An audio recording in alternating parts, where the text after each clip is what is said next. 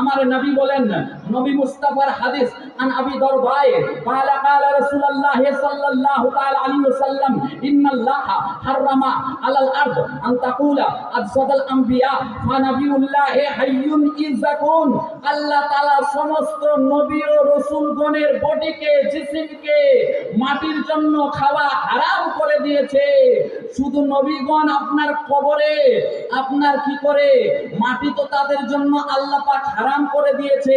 আমরা যদি কবরে যাই, কবরে আমাদের নামাজ পড়ার প্রয়োজন হয় না বাপ। আমরা যখন কবরে যাব, কবরে রোজা রাখার প্রয়োজন হয় না, ইবাদত বন্দেগী করি না।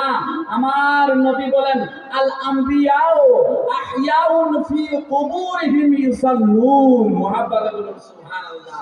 সমস্ত নবীগণ, সমস্ত আল্লাহর আপনার নবী ও রাসূলগণ নিজ নিজ কবরে তারা শুধু জীবিত না,